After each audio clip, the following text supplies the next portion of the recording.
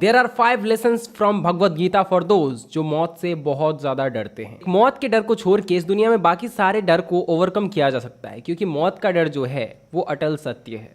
मौत का डर होना आवश्यक है, ये मुझ में भी है, ये हर किसी में होना चाहिए, लेकिन ये उनके लिए बहुत खतरनाक हो जाता है जो बहुत ज़्यादा डरते हैं इससे, और इस वजह से वो ज़िंदगी में बहुत आगे नहीं जा पाते। अगर आपको ज़िंदगी में आगे बढ़ना है तो आपको रिस्क का सामना करना पड़ेगा। इसके लिए हृदय मजबूत होना आवश्यक है।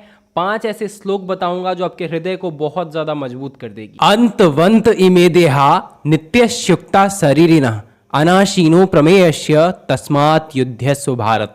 इसमें श्री कृष्ण कहते हैं, यद्यपि जीवात्मा का शरीर नाश रहित है, अप्रमेय है, लेकिन उसका शरीर नाशवान है। इसलिए हे भरतवंशी तू युद्ध कर। और थोड़ा डिटेल में समझाऊं तो आपका जो शरीर है, हमारा जो शरीर है, इसका नाश कभी न कभी होना ही है, चाहे हम कर्म करें या फिर नहीं करें। इसलिए आगे बढ़ो और कर्म करो, यानी डर कर नहीं, लड़ कर जियो। न जायते म्रियते वा कदाचि त्रायम भूत्वा भविता वा न भूयः अजो नित्यः शाश्वतोयम पुराणो न हन्यते हन्यमाने शरीरे।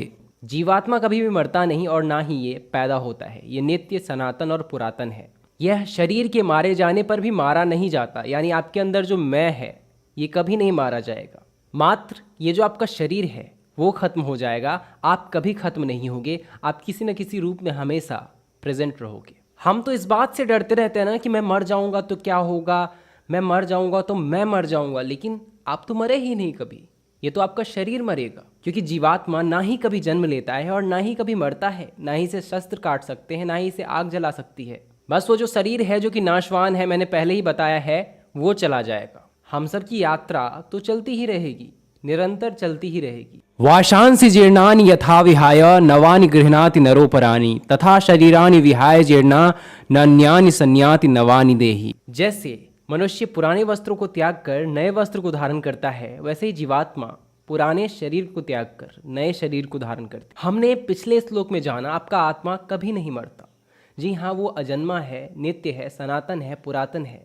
तो फिर हमारे अंदर ये जो मैं है, हमारी जो आत्मा है, वो जाती कहाँ है? आपने सुना होगा, energy can neither be created nor be destroyed, it can be converted into one form to another form. Similarly इस आत्मा को ना ही बनाया जा सकता है और ना ही इसे बिगाड़ा जा सकता है, बस इसे एक फॉर्म से अनदर फॉर्म में ट्रांसफॉर्म किया जा सकता है। यानी ये एक शरीर से दूसरे शरीर में जाता रहता है। यानी आपकी आत्मा कभी नहीं मरती है, ये दूसरे शरीर को धारण कर लेती है बस। यानी हमारी मौत अंत नहीं है, हमारी यात्रा निरंतर चलती रहती है, चलती रहती है। हतो वा प्राप्स्यसि स्वर्गम जित्वा वा भोक्ष्यसे महीम तस्मादुत्तिष्ठ कौन्तेय युद्धाय कृत निश्चयः। इसमें श्री कृष्ण अर्जुन से कहते हैं, या तो तू युद्ध में मारा जाकर स्वर्ग को प्राप्त होगा, या फिर तू इस युद्ध को जीतकर धरती का राज्य भोगेगा। अर्थात अगर हम कर्म करते हुए मारे भी जाते हैं तो हम स्वर्ग को प्राप्त होंगे, और अगर जीत जाते हैं तो धरती पर राज्य भोगेंगे। जो अच्छा कर्म करता है, ईश्वर सदैव उसके साथ होता है और हमेशा उसे स्वर्ग को ही प्राप्त होता है। और अगर हम जिंदगी में जीत जाते हैं तो डेफिनेटली हम धरती पर राज करेंगे। ये बहुत ही डीप लाइन है। मतलब अगर आप जिंदगी में आगे बढ़ना चाहते हो तो मौत के डर को हटा दो पूरी तरह से,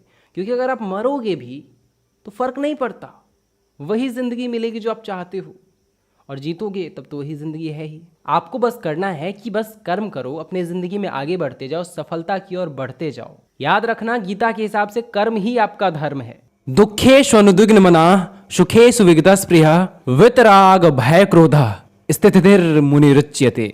दुखों की प्राप्ति पर जिनका मन बहुत ज्यादा उद्वेग नहीं होता, सुखों की प्राप्ति पर जो बहुत ज्यादा अति प्रसन्न नहीं होते, जिनके अंदर राग, भय, क्रोध नष्ट हो गए हों, वही स्थिर बुद्धि वाले लोग मुनि कहलाते हैं। ऐसे लोग भगवान के चहेते होते हैं और वो जिंदगी में कुछ भी पा सकते हैं, जो वो चाहे वो पा सकते हैं।